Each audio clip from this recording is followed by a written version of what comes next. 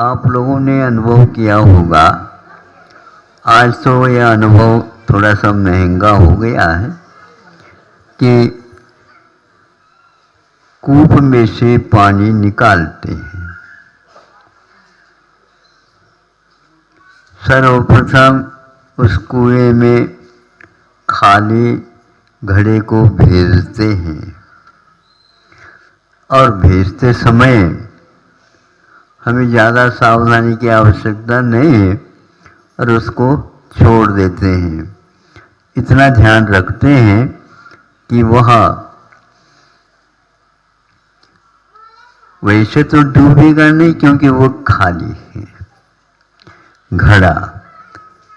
जब वह पानी में चला गया उस समय उसके रस्सी को ऊपर थोड़े से खींच लेते हैं तो उसके मुख में से पानी भीतर पहुंचना प्रारंभ करता है। अब इसमें ध्यान देने की यह आवश्यकता है, जब वह घड़ा पूर्ण रूप से पानी से भर जाता है तो थोड़े से नीचे और चला जाता है। फिर इसके उपरांत आप उसको ऊपर की ओर खींचते हैं। खींचते समय आपको कोई परिश्रम नहीं होता क्योंकि वह थोड़े से भीतर भी पहुंचा है। जो ही वह पानी के बाहर आ जाता है त्यों ही आप लोगों को श्रम का अनुभव होने लग जाएगा। अब पूछना यह है, जब घड़ा पूर्ण भर गया है और पानी में था उसमें श्रम क्यों नहीं लगा और बाद में क्यों? कभी आप लोगों ने सोचा इसके बारे में? नहीं।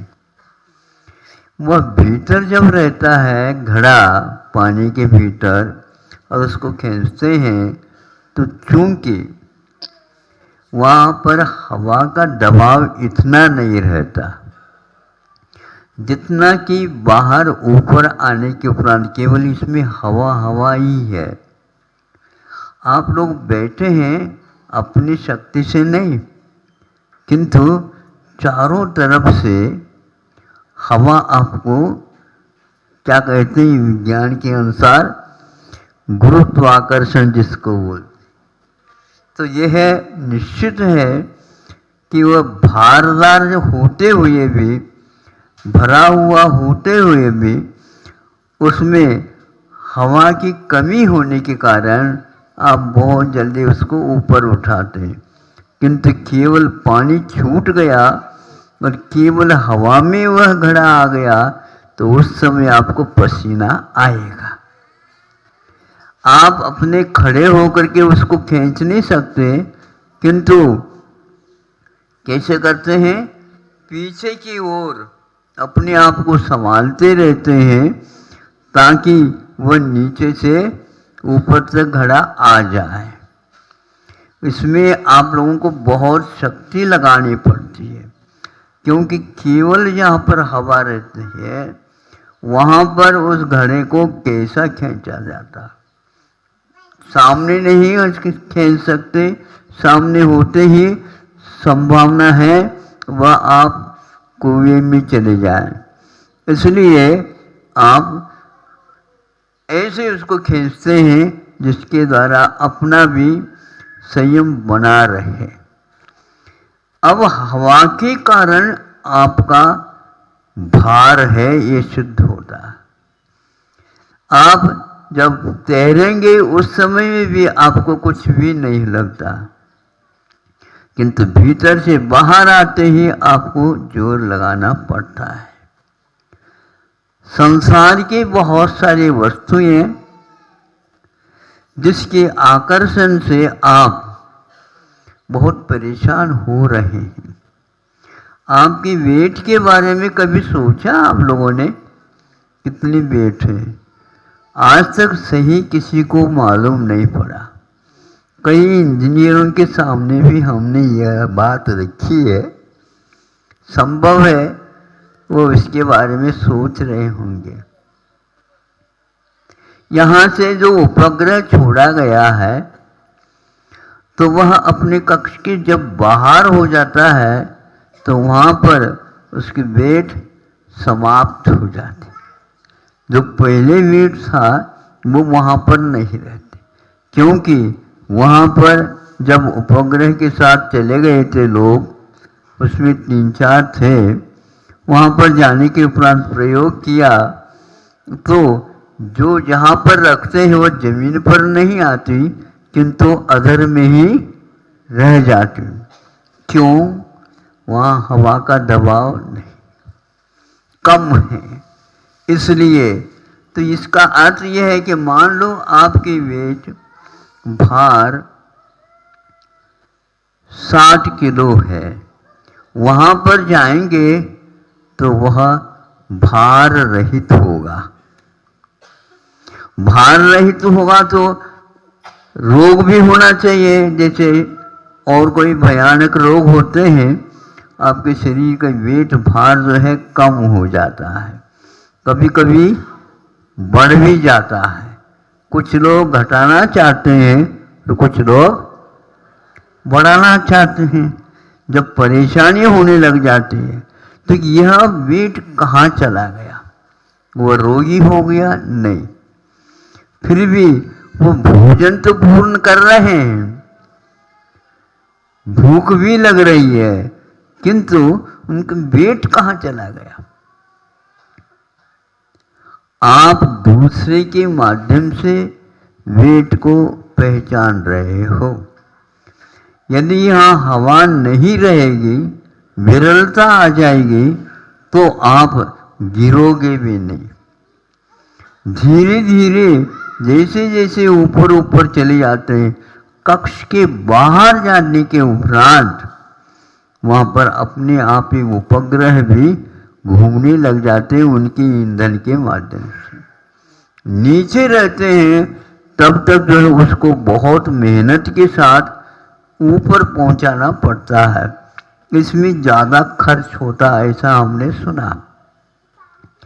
आत्मा का भी स्वभाव नीचे रहने का नहीं है, हल्का है मुझ नहीं समझे, किंतु शरीर के कारण ये गुरुत्वाकर्षण चारों तरफ से आपको खींच रहा है।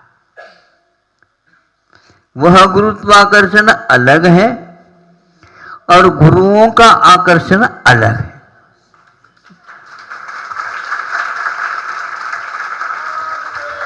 हाँ, तो उसमें वेट की वो दृष्टि रखी जाती है, लेकिन यहाँ पर वेट नहीं है, यहाँ पर तो विरलता है, दबाव नहीं है। तो आपके या शरीर के वेट, आपके वेट भार वस्तुतः सापेक्ष है। हवा चारों ओर से आपको जकड़ करके रखा है, और जहाँ ज़्यादा हो जाए तो भी गड़बड़ी, जहाँ पर पूरी रूप से विरलता आ जाए तो भी गड़बड़ी। किंतु कक्ष से बाहर चले जाएंगे तो कोई भी गड़बड़ी नहीं होती। तो आप मोह के चक्कर में हैं, इसलिए आकर्षण और आप खींचे चले जा रहे हैं। आप चाहते हैं ऊपर उठना, लेकिन नहीं उठ पाते। पानी में तो तैर करके उस कला के माध्यम से डूबता नहीं, लेकिन ये ध्यान रखो आप हवा में क्यों नहीं तैरते। महाराज हम विमान में बैठ जाते हैं तो तैरने जैसे ही अनुभव होता है, लेकिन वहाँ पर ये भी आपको डर रहता है कहीं ऐसा न हो। कहीं ऐसा न हो कि क्या मतलब, महाराज आज तो विमान से यात्रा करना है, क्षेम पूर्वक मैं उस यात्रा को पूर्ण कर लूँ। धुक धुक बनाए रहता है। वो क्यों है? इसलिए है वो कृत्रिम विमान है, स्वाभाविक विमान नहीं। थोड़ी सी भी मशीन में गड़बड़ी आ गई, पेट्रोल हो तो भी वह काम में नहीं आएगा। एकदम वह आपको नीचे की ओर खींचेगा। आप ऊपर की ओर क्यों नहीं खींचते? अपने आप को बोलो, नीचे की ओर ही क्यों आते? तो वो कहते हैं उत्पतनम पतनम प्रवर्तते, ऊपर ही उठ जाता है और नीचे भी आ सकता, इसको पतन बोलते हैं। हम लोग दूसरे के संपर्क में आने से या सांसारिक मोह के आकर्षणों से हम पतन की ओर चले जाते हैं और हम हल्का हो जाते हैं तो ऊपर की ओर चले जाते हैं। तो संयोगाभावात् उत्पतनम, संयोग का जब अभाव हो जाता है तो हमारा ऊर्ध्वगमन अपने आप ही हो जाता है। ये कई बार हमने कहा है, हम ऊपर उठना चाहते हैं लेकिन भार को लेकर के उठना चाहते हैं। तो भार को यदि उठना चाहते हैं भार सहित, तो ये ध्यान रखना आप ऊपर नहीं जा सकते किंतु नीचे की ओर ही जाएंगे। आप कहाँ जाना चाहते हैं बताओ? ऊपर। सब जगह वाहनों के लिए रास्ता बने हुए हैं, लेकिन विमान का कोई रास्ता नहीं होता। वह कहीं भी जा सकता है, इतना अवश्य है कि उसके भी कुछ बंधन है। इस रास्ते के निर्माण करने के लिए उस विमान को तो तैयार किया, लेकिन रास्ता का विमान नहीं कर सकते। वर्षा वगैरह होने लग जाती है तो विमान को नीचे उतरने की आवश्यकता पड़ती है। कभी कभी वह नहीं उतर पाते हैं तो गिर जाते हैं। ऐसा क्यों होता है? क्योंकि हमने दूसरे वस्तुओं के साथ उसको बांधने का प्रयास किया है। आज तक इसके बारे में आप नहीं सोच पाए होंगे, इसको सोचना पहले प्रारंभ कर दो। जब चक्कर आने लग जाता है तो गिरता है, नहीं समझे? जब चक्कर आने लग जाता है तो गिरता है। किसका अभाव है? वहाँ पर पानी भी है, हवा भी है, सब कुछ है, शरीर में शक्ति भी है, लेकिन चक्कर जब आता है उस समय गिरने लग जाता है। तो ये कौन सा आकर्षण है जिसके कारण आपको असंतुलित कर देता है? हम सोचे जितने भी वस्तुएं हैं वो वस्तु हमारे लिए हानिकारक भी है और लाभप्रद भी है। ये दोनों के पीछे एक ही मात्र है, हमारा आकर्षण। ये आकर्षण और उत्कर्षण, अपकर्षण आदि आदि हैं, इसमें आप लोग उलझे रहते हैं। जब आपके पास पैसा ज़्यादा होता है तो क्या करते हैं आप लोग? बोलो। हाँ? दान भी करते हैं, लेकिन आदान की मात्रा ज़्यादा रहती है और दान की मात्रा, ऐसा क्यों होता है? मतलब हम उसको कम तो करना चाहते हैं, कम करते हैं, तो जब वह भर जाता है तो कम करना चाहते हैं। एकदम भरोगे तो गड़बड़ है। लैंप में या दीपक में पूरा पानी तेल भर दो, क्या होगा? है? वह किसी प्रकार से जलेगा नहीं, बुझ जाएगा। क्योंकि उसमें हमने तेल तो डाला लेकिन अनुपात से नहीं डाला। अनुपात से बाहर हो गया तो वह हवा के अभाव में निश्चित रूप से बुझ जाएगा। और थोड़े से कम रखेंगे तो वह प्रकाशित हो जाएगा।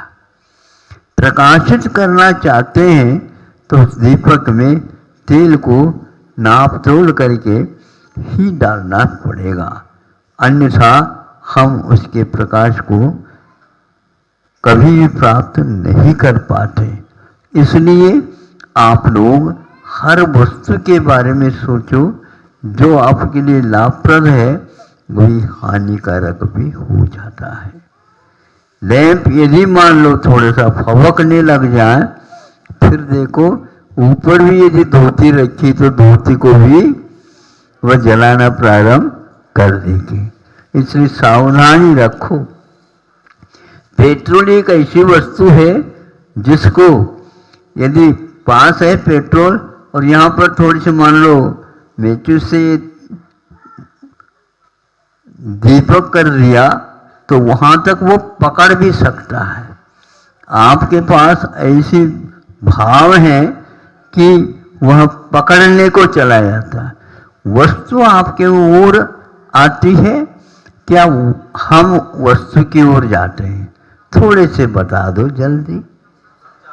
हाँ, हम जाते हैं। किसने कहा कि जाओ? हाँ, ये क्या है? वो खींचता है महाराज। तो खींचता है तो सबको खींचना चाहिए।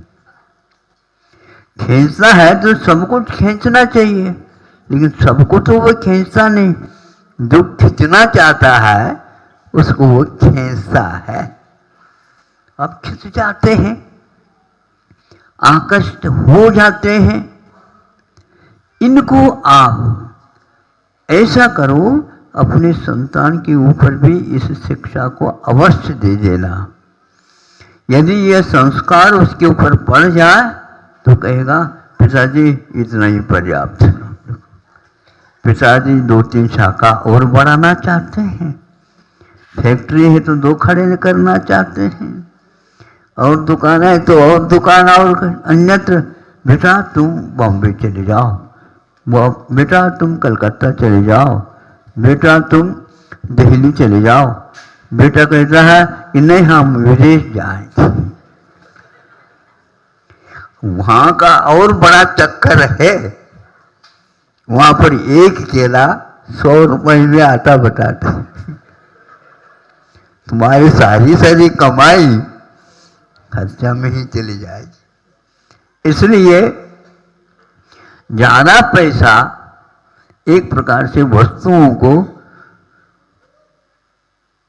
बहुत आसमान तक ले जाएंगे, कोई खरीद नहीं सकता। ज्यादा पैसा ठीक नहीं है, बल्कि पैसा कम रहे तो उसमें आनंद और है। क्योंकि कोई भी चोरी कैसे करेगा? है ही नहीं, अपने आसपास से। जितना आप संग्रह करेंगे उतने ही आप और उसकी ओर खींचते चले जाएंगे। 3 इंच वगैरह नोट के बंडल की ओर नहीं जाते, और आप 3 इंच ऐसा कोई गधा भी है, सामने पैसा रख दो, है?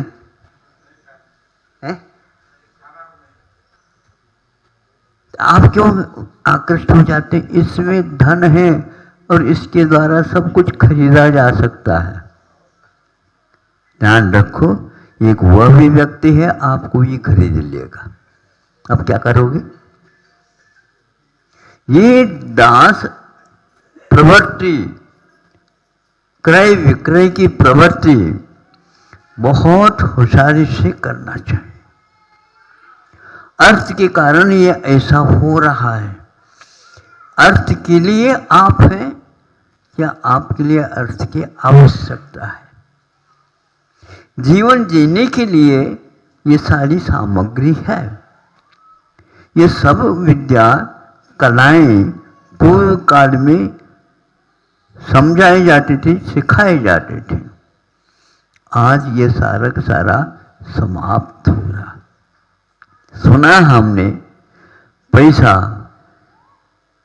कैसे आएगा, अरे जाओ बैंक में जाओ, लोन ले आओ। या? पहले के लोग लोन नहीं जानते थे और आज यह अनिवार्य तत्व हो गया।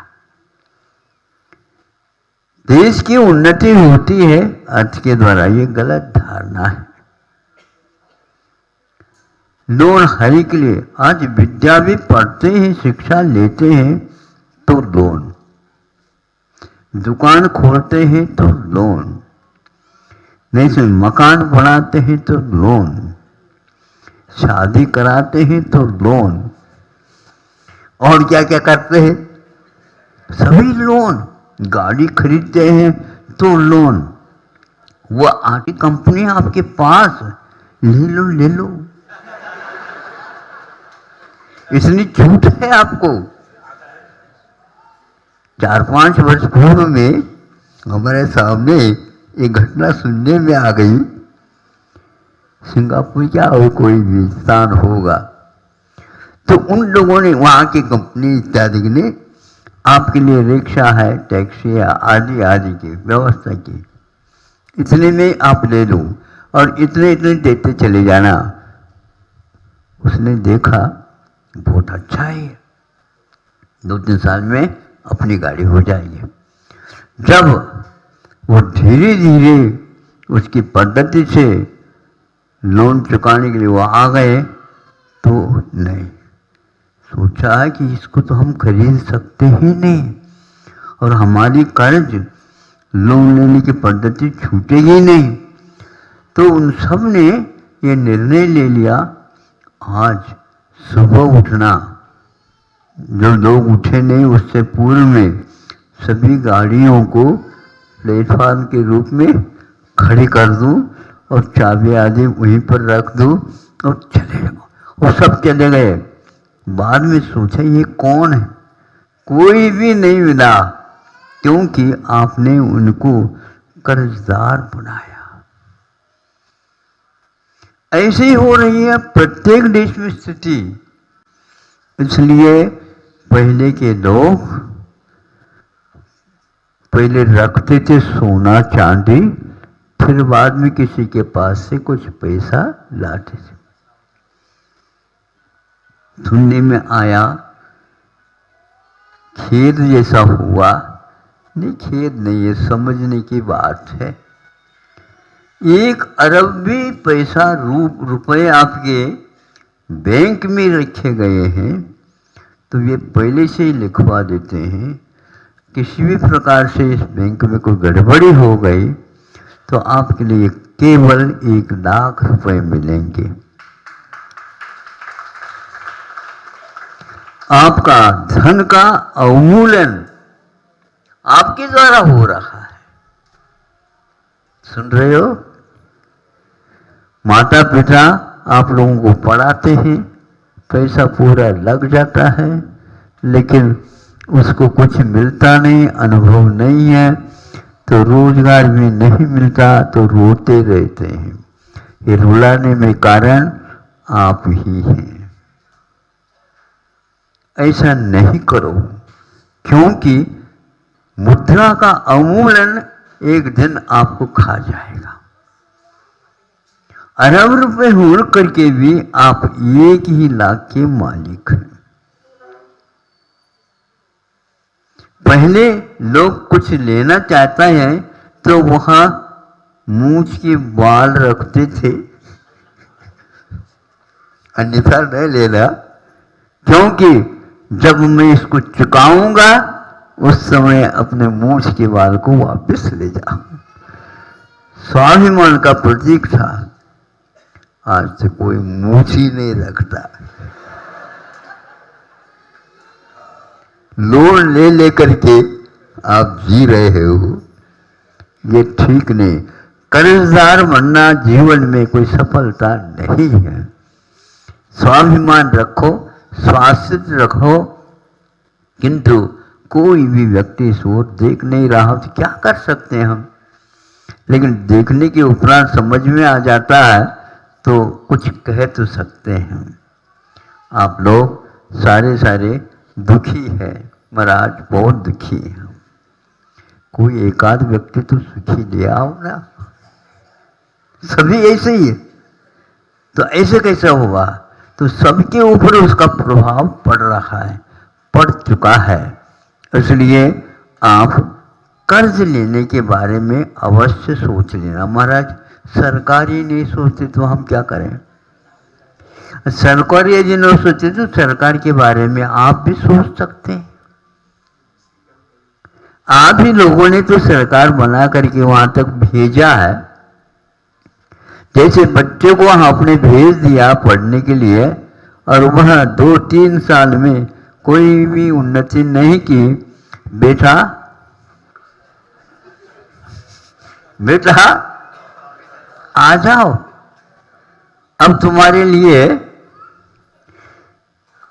मोटरसाइकिल है, साइकिल है, इसकी कोई आवश्यकता नहीं है।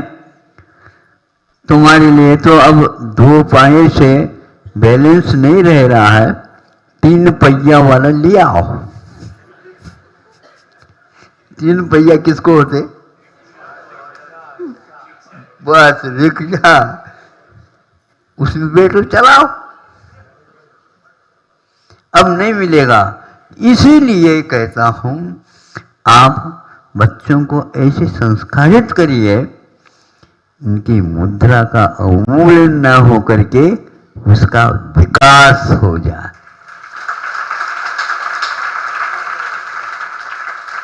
ये अवमूल्यन की पद्धति कहाँ कैसे घुस रही है, इसको भी जानने की आवश्यकता है। 2 बातें कह करके छोड़ देता हूं कि स्वतंत्रता मिलने से पूर्व में यहाँ पर बैंक खुल गई थी, इंडियन बैंक। आज उसके 2600 से भी ज़्यादा शाखाएं हैं, किंतु उसका नाम इंडियन पड़ा। इसी प्रकार स्वतंत्रता से पूर्व में 15 वर्ष से अधिक एक भारतीय बैंक खुला। स्वतंत्रता से पूर्व में इसको खोलने की क्या आवश्यकता थी, इसके बारे में आप सोचो। ये नीति कहाँ से है? यह स्वतंत्रता तो देनी पड़ेगी इनको, भारत को, किंतु आर्थिक बोझ से हमेशा हमेशा पीड़ित रहेगा तो हमारा काम हो जाएगा। यह लिखित में है, किताब में लिखी गई है। एक गांधी जी के अनन्य भक्त तो नहीं, लेकिन गांधी जी उनको विशेष रूप से राजनीति में अग्रणी मानते थे, और वो दादा भाई नौरोजी थे। उन्होंने यही कहा कि इसकी क्या आवश्यकता थी, पहले से ही आपका अर्थ का अवमूल्यन करने के लिए यह सब योजना बनी हुई है, और वह व्यापार के लिए नहीं आए, राजनीति के लिए आए। और आप लोग इस नीति को समझ नहीं पाए, उसका परिणाम ये निकल रहा है। इसलिए हमारा कहना है कि भारतीय बैंक हो, लेकिन उसमें सोना चांदी रखने का प्रावधान हमेशा हमेशा था, इसलिए रखना ही चाहिए। अन्यथा विश्व बैंक आपके लिए खड़ा है, खूब ले लो कर्ज, अपने आप ही चुका दो। उनका ये कहना है कि मूल कभी भी नहीं देना। सुन रहे हो? मूल नहीं, मूल दे दो तो आप तो फ्री हो जाएंगे, आप स्वतंत्र हो जाएंगे। नहीं तो आप ब्याज देते जाओ, ब्याज खाने के लिए मिले या ना मिले, किंतु ब्याज देते जाओ। वह बैंक खोलने का ये एकमात्र इरादा था। अर्थशास्त्र का ज्ञान है ही नहीं इन लोगों को, किंतु अर्थ की बात तो करते हैं। वह व्यर्थ होता चला जा रहा है। इसलिए सभी राष्ट्रों में महंगाई आ सकती है, किंतु संस्कार अभी शेष है। भारत कभी भी उस मंदी से घबराता नहीं है, क्योंकि उसको अर्थ का सही सही अर्थ ज्ञात है। अब तो कम से कम आप सोचो कि हमें कर्ज लेकर के कोई काम नहीं करना है, क्योंकि वह स्वतंत्रता का एक रास्ता है। आपको 70 साल हो गए, कम से कम स्वतंत्रता क्या है इसको अच्छे ढंग से समझने का प्रयास करो, और बच्चों को उन विदेशों की अपेक्षा भेजने की अपेक्षा से देशी क्या थी उसको पहचानने का प्रयास करो। समझ में आ गया? दादा भाई नौरोजी की वह किताब पढ़ लेना। उन्होंने प्रश्न उठाया कि इसकी क्या आवश्यकता है। बैंकों की व्यवस्था भारत को आर्थिक बोझ से हमेशा हमेशा दबाने की यह प्रक्रिया थी, ऐसा उनका निर्णय है। आप लोग कौन सा निर्णय लेते देख लो। अहिंसा परमो धर्म की। सागर किसको बोलते?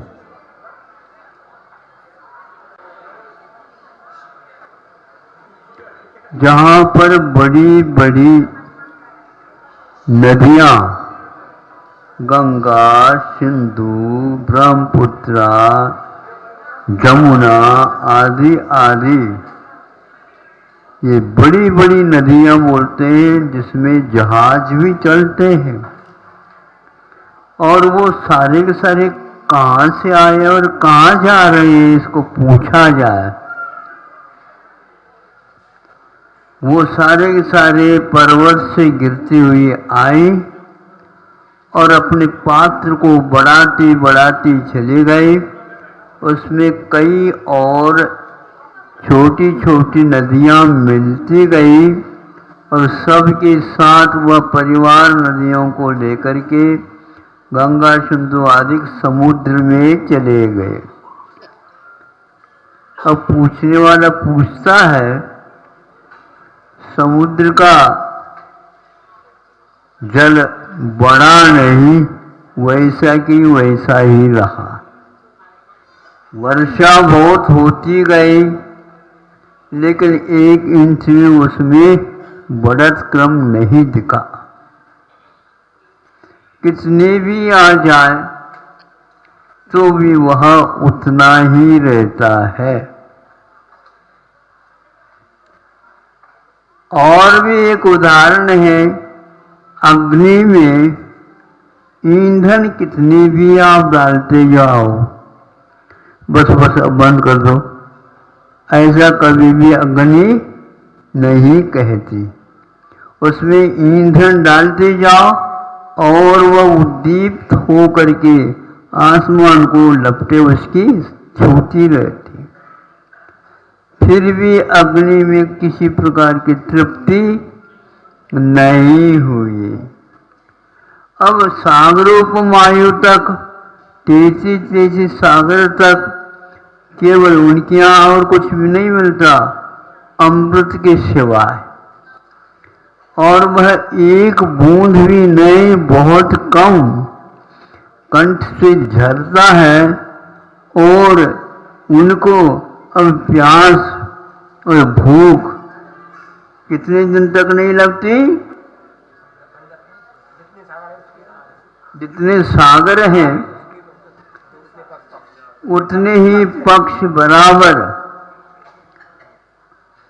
वह 33 सागर हैं तो 33 पक्ष तक सांस भी ऐसा ही है। एक बार श्वासोच्छ्वास लिया जाता है, यहाँ पर ऑक्सीजन हमेशा हमेशा लगा करके रोगियों की सेवा की जाती है। वहाँ पर कुछ नहीं, किंतु वर्षों के बाद भूख प्यास और पक्षों के बाद श्वासोच्छ्वास आदि चलते हैं। 33 सागर बहुत बड़ा काम है। एक सागर की बात हमने कह दी, वहाँ पर ऐसे बड़े बड़े 33 सागर है। कितने भी खाए कितने भी पिए, भूख तो लगती नहीं, बीमारी है ही नहीं उनमें, फिर भी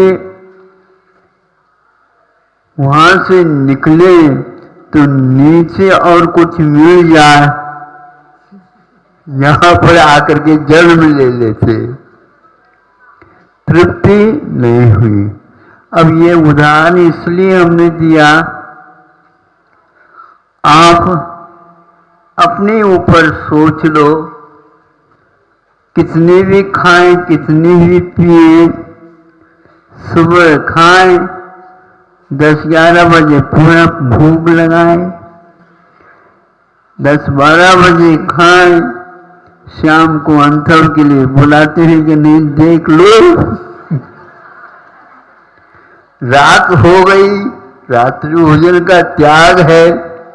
भैया रात बहुत बड़ी लगती है, लाइट लगा दो है हेलोजन और कर लो। ये सब क्या है, एक करने के उपरांत भी एक दिन भी एक बार का भोजन भी नहीं मिलता है तो क्या होती। इसके बारे में आप लोग सोच लो, थोड़े बहुत तो सोचा करो। लगातार विषय के अलावा आज जो हुआ कल भी वही होगा, सुबह जो हुआ शाम को भी वही होगा, कोई अंतर नहीं पड़ रहा। और वह पेट है क्या समुद्र की खाई है। जो जवान अवस्था में पहनते थे अब वो सारे सारे उनके लिए भार होते हैं। एक मलमल का पर्याप्त कुर्ता यही पर्याप्त है, उनको उससे कोई मतलब नहीं रहता। आभरण पहन लो, वो कहता भैया अब पहनने के लिए यहाँ पर क्षमता ही नहीं रही, बैठ ही नहीं पा रहा, फिर भी हम पहना देते, भी नहीं चाहिए। हर बात में उनको विषयों के प्रति कोई भी लगाव नहीं रहता। बोलो हम कहाँ पास से आए, कब से आ रहे हैं और कब तक जाना है। ये भगवान ये छूट जाए, जैसे वेदी में भगवान बैठे हैं ऐसे ही हमारे लिए भी एक वेदी मिल जाए।